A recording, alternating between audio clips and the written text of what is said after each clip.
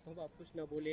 यही तो इस देश की खूबसूरती है कि अलग अलग प्रांतों से आने वाले, अलग अलग भाषा से, अलग अलग संस्कृति से आने वाले लोग भी एक झंडे के नीचे, एक छतरी के नीचे आ गए। और आए क्यों हैं? मकसद सिर्फ एक ही है कि इस देश को महंगाई, बेरोजगारी से छुटकारा दिलाना। और एक ऐसी निकम्मी सरकार जो केंद्र में है, जिसने पिछले 9 सालों में कोई काम नहीं किया, सिर्फ ब्रांडिंग, इवेंट्स और एंटरटेनमेंट देने का काम किया, वास्तव में देश के आम आदमी की जिंदगी बेहतर करने का काम नहीं किया। उस सरकार से देश को छुटकारा दिलाया जाए। और जो मोटे मोटे तौर पे आप देखिए, जो भी 27-28 दल साथ आए, जिनका एक अलायंस बना है जिसका नाम इंडिया है, Indian national developmental inclusive alliance. ये अलायंस देखकर बीजेपी इतना घबरा गई है, इतना डर गई है कि वो बीजेपी जिसने 2014 से लेकर 2023 तक पिछले 9 सालों में एनडीए की एक भी बैठक नहीं बुलाई, वो मजबूर हो गई बैठक बुलाने के लिए। वो भाजपा जिसने एक एक कर अपने तमाम घटक दल, जितने भी उनके अलायंस पार्टनर्स थे, उन सबको कहा कि जाना है तो जाओ, सबके लिए दरवाजे खोल दिए, जिसमें जेडीयू चला गया, चंद्रबाबू नायडू की टीडीपी चली गई, जिसमें नीतीश कुमार का जेडीयू चला गया, प्रकाश सिंह बादल का शिरोमणि अकाली दल चला गया, तमाम बड़े राजनीतिक दल छोड़ के चले गए।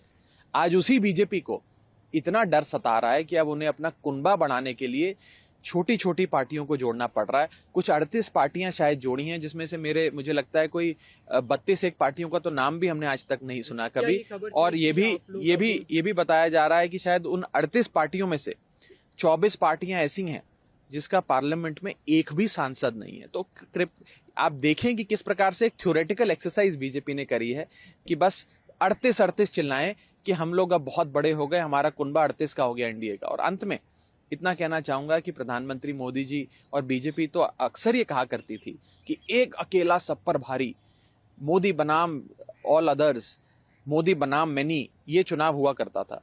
आज बीजेपी ये नहीं कह रही एक अकेला सब पर भारी। आज उन्हें भी अपने अलायंस पार्टनर्स की, घटक दल की जरूरत पड़ गई। अब ये चुनाव एनडीए वर्सेस इंडिया हो गया है, इंडिया वर्सेस एनडीए हो गया है।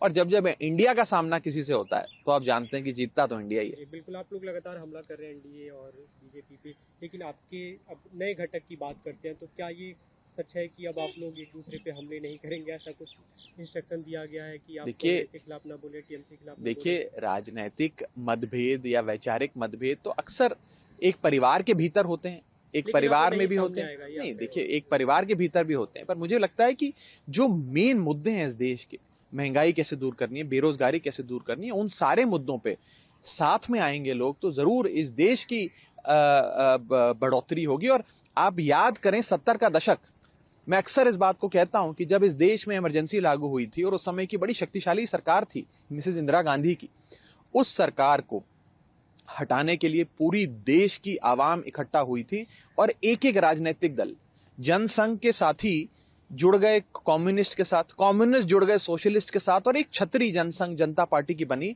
जिसके तहत वो सब एक साथ आए एक छतरी के नीचे। और मिसेस गांधी को हार का सामना करना पड़ा था। तो मैं आज 1970 के दशक का जो हमने राजनीतिक पूरा प्रकरण देखा, उससे एक पैरेलल ड्रॉ करते हुए आज आपको 2024 के लोकसभा चुनाव का एनालिसिस करने के लिए जरूर आह्वान करूंगा। देखा वहाँ पे कांग्रेस के ट्विटर हैंडल से अरविंद केजरीवाल के वीडियो शेयर हुए, तो अब इस पे सहमति है कि आप लोग एक दूसरे के खिलाफ ना बोलेंगे, बयानबाजी नहीं होगी? मैं कई बार आपके इस सवाल का जवाब दे चुका हूं, जो आप चौथी पांचवी बार पूछ रहे हैं। हाँ, कोई बात नहीं, मैं जवाब देना मेरा काम है, सवाल पूछना आपका काम है। जैसा कि मैं कह रहा हूं, वैचारिक मतभेद और राजनीतिक मतभेद चलते रहते हैं, हो सकता है आगे भी चलेंगे, लेकिन बात, जो गूढ़ बात, वो है कि देश को महंगाई, बेरोजगारी से कैसे छुटकारा दिलाना है, देश की उन्नति कैसे हो, सोशल वेलफेयर स्कीम्स कैसे लाई जाएं, इन सब पर अगर एक समानता से, एक यूनैनिमिटी से एक राय बनती है सबकी, तो इससे बेहतर इस देश के लिए कुछ नहीं हो सकता। क्या जो नाम है उसे लेकर मतलब ये खबरें आ रही हैं कि कैसे उस पर सहमति बनी? नाम का प्रस्ताव किसे दिया? डेवलपमेंटल होना चाहिए, डेमोक्रेटिक होना चाहिए, ये सब? आपको नाम कैसा लगा, आप बताएं। नाम तो मतलब अच्छा लगा आपको? अच्छा बुरा कैसे कह सकता हूँ, आप लोग अपनी नहीं, आपको अच्छा लगा कि नहीं, पहले बताएं।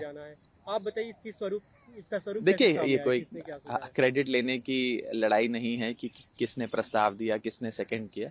मैं उस विषय पे ना जाते हुए ये कहूंगा कि बेहतरीन नाम है और इसमें देश का हर एक नागरिक समाता है, और इससे बेहतर नाम शायद हो नहीं सकता था।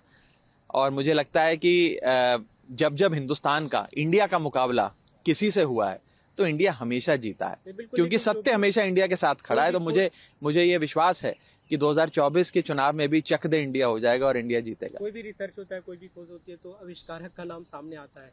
हम वो आपसे जानना चाहते हैं।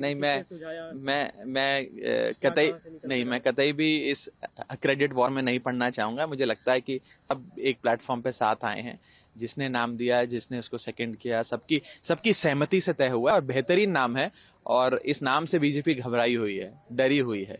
और मैं आपको एक और चीज बताना चाहूंगा कि इस नाम के अंदर इस देश के हर प्रांत का, हर भाषा का, हर संस्कृति का एक प्रकार से सम्मेलन सा होता है, और बेहतरीन नाम है जिसे देखकर एनडीए बिल्कुल घबराया हुआ है। और मुझे लगता है कि इंडिया ही जीतेगा 2024 में भी। प्रधानमंत्री ने कल एनडीए की मीटिंग में कहा कि ये लोग सभी विपक्षी दल एक साथ साथ नहीं आ सकते, और उन्होंने भी कहा कि मैं ये एश्योर करता हूँ कि मैं जो एक तरह से हार्ड वर्क कर रहे हैं, मेरे शरीर का हर कण, हर समय का हर क्षण देश को समर्पित है। देखिए, अगर हमारा जो ये एक कुनबा बना है, अगर ये इतना ही कमजोर होता और इतना ही खराब होता और इतना ही निंदनीय होता, तो आज एनडीए को इन 38 पार्टियों की जरूरत ना पड़ती। और ऐसी पार्टियां जिसमें 24 पार्टियों के पास एक भी सांसद नहीं है, बता रहे हैं मात्र 2 या 3 पार्टियां हैं जिनके पास 5 से ज्यादा सांसद हैं। चुनाव ये केंद्र का लड़ने चढ़े हैं, लेकिन सांसद इनके घटक दल में है ही नहीं। तो मुझे लगता है कि एक थ्योरेटिकल एक्सरसाइज बीजेपी कर रही है और डरी हुई है एनडीए से। एनडीए डरा हुआ है इंडिया से कि कहीं ये इंडिया वाले जो हैं ये आगे ना निकल जाएं दौड़ में। अभी इसकी शुरुआत तो काफी अच्छी दिख रही है, और वहाँ पे जो सबसे अच्छी तस्वीर आई आपने, जब आप और केसी वेणुगोपाल जब गले मिले, वो वीडियो काफी सबने देखा। लेकिन जब क्या वैसी ही तस्वीर रहेगी जब पंजाब और दिल्ली में सीटों को लेकर चर्चा होगी, कौन कितनी सीटें? अभी उस विषय पे कोई चर्चा नहीं हुई है।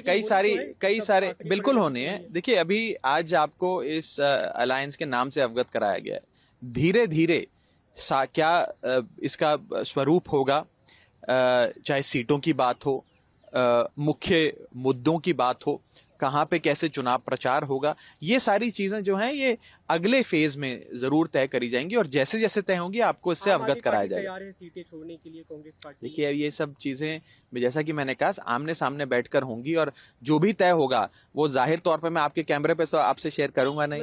ये तो बंद कमरे में चर्चाएं